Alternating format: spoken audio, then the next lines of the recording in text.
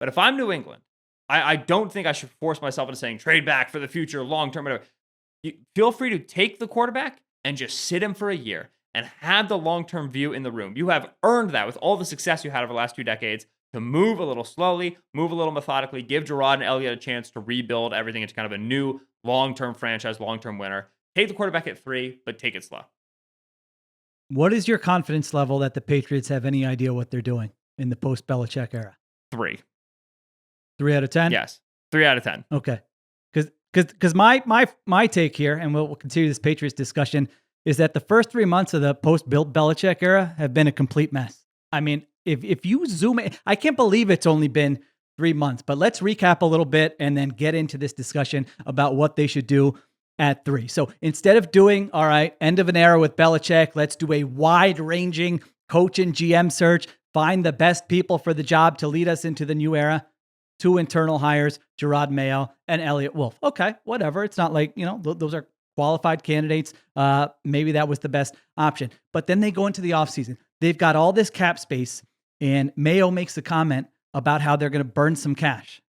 Then they re-sign a bunch of their own offensive players, where this was a horrendous offense, 29th in offensive DVOA last year. And in isolation, like, none of the moves were egregious. Kendrick Bourne, Hunter Henry, Mike Onwenu, Jalen Reagor. All right, they're on the surface, they're fine. Outside free agents, they add Jacoby Brissett, KJ Osborne, Antonio Gibson, Austin Hooper, and Chucks Okorafor.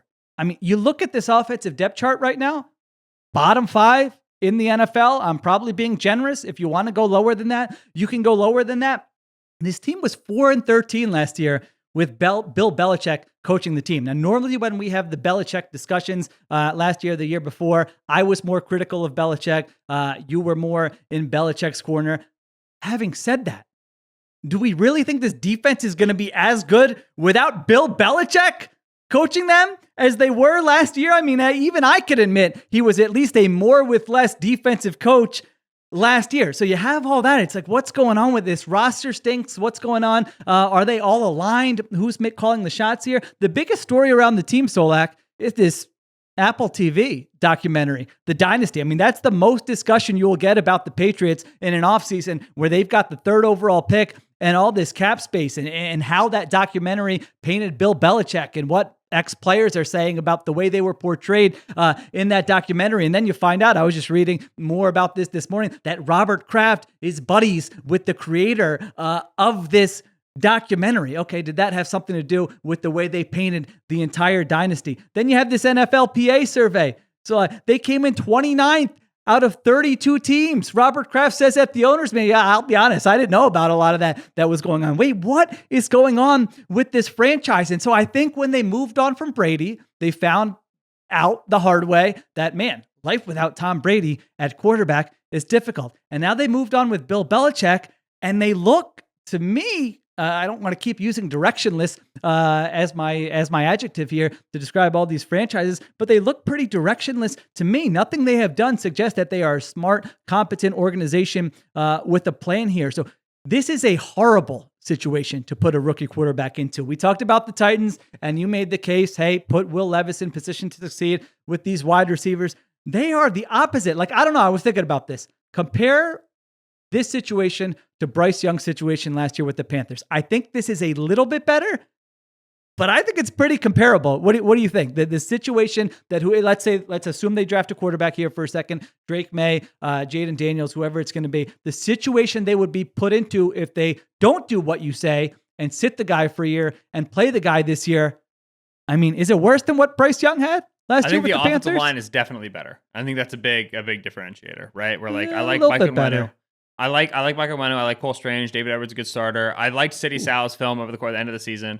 Okay. So I like the offensive line better for sure. The wide receiver room is, and they very clearly tried to do the Calvin Ridley thing, and then they didn't, and they got outpriced. And I think that was a little bit of an Elliott Wolf's welcome to big boy football moment, where just like they could have gotten $23 million down on Calvin if they really wanted to, but then they didn't, and then the Titans did, and it's kind of like, hey, like, you gotta know what everybody's up to, and you gotta be working the phone lines and what have you. Wide receiver wise, it's definitely worse. Right? Like Adam Thielen would get a trillion targets on this wide receiver room relative to who's there.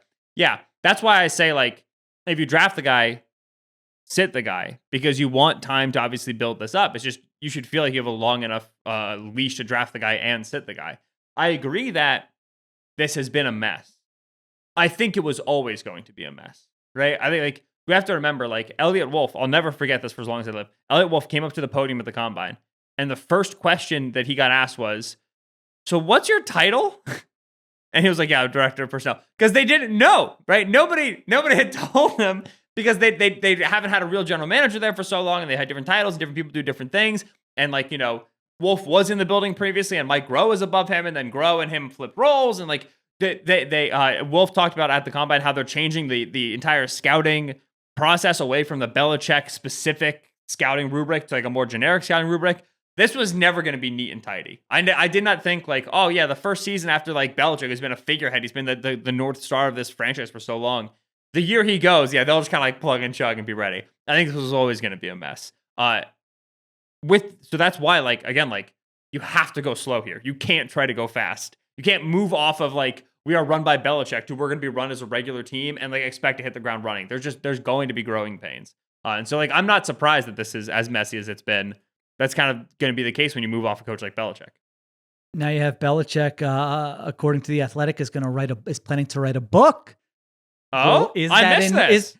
Is that in response to we don't know what the book's about? He's writing a book. We don't know what the book's about. It could be about anything, but it could also be, does he want to set the record straight on things that were painted in that documentary? So it's messier than I thought. I agree with you. After Belichick, obviously, you're going to take a step back. You're entering a new era. I don't know that this thing is going to get better anytime soon. This is a massive rebuilding effort when you look at the state of the roster, offense specifically. But again, even who are the good young players on this team? Christian Barmore and Christian Gonzalez, who were going off of 4 to 6 games last year or whatever it was before he got injured. He looked great. There's no doubt about it. I liked Gonzalez as a prospect, but there's really not a lot to work with. And you're so right about Elliot Wolf. Like it kind of went in the NFL, the most overcovered sport probably in the world.